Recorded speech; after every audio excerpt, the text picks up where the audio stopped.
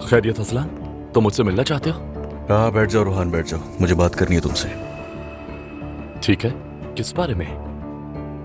एक मसला हुआ था, उसके बाद से मुलाकात नहीं हुई हमारी।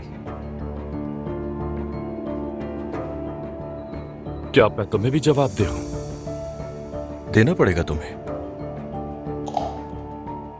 शुरू में जो मसला था वो सिर्फ मेरी बहन का मसला था, लेकिन अब बात इज्जत पे आ चुकी है, जो मेरे बाबा को खल रही है तुम्हारी वजह से।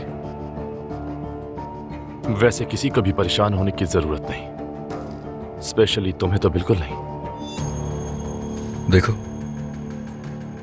बाबा और मेरी बहन के दरमियान जो मसला हुआ है उसकी वजह सिर्फ तुम और मेरी मां घर में अलग परेशान बैठी है।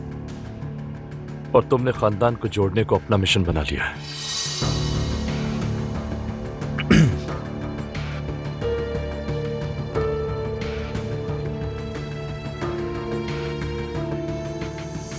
रूहान, ऐसा सिर्फ मुझे लग रहा है या वाकई बहुत मुंह चला रहे हो तुम?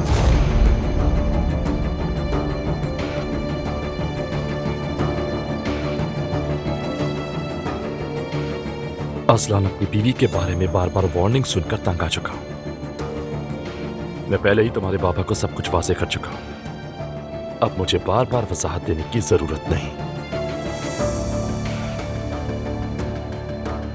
इसीलिए अब कोई भी मुझसे कुछ नहीं पूछ सकता है। वजाहत चाहिए ही नहीं मुझे तो। कान खोल के सुनो, तुम्हारी वजह से अगर मेरी बहन उदास हुई या उसे कोई परेशानी हुई या बाबा का मसला हल ना हुआ तो अगली बार सवाल नहीं पूछूंगा। बस? हाँ बस, चलो अब जाओ।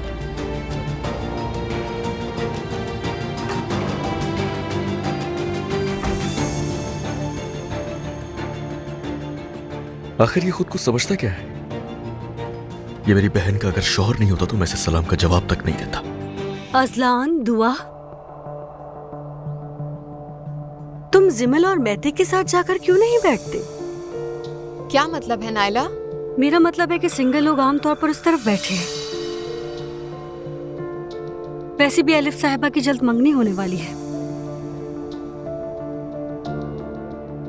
तुम दोनों अब शादीशुदा हो नहीं, इसीलिए कहा। नायला, हर जगह बकवास करना जरूरी है तुम्हारा? अजलान, बस बहुत हो गया है, अब दोबारा शुरू मत करना। ये शादी वाली बात क्या है? ये दोनों फिलहाल निकाह में नहीं हैं।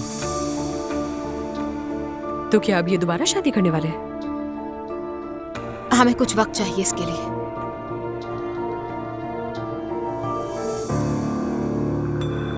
सबसे गुजारिश है कि आज कितनी अच्छी बातें करते हैं। अल्लाह का लाख लाख शुक्र अदा करती हूँ कि हमारी बच्ची का 1.25 महीना पूरा हो गया।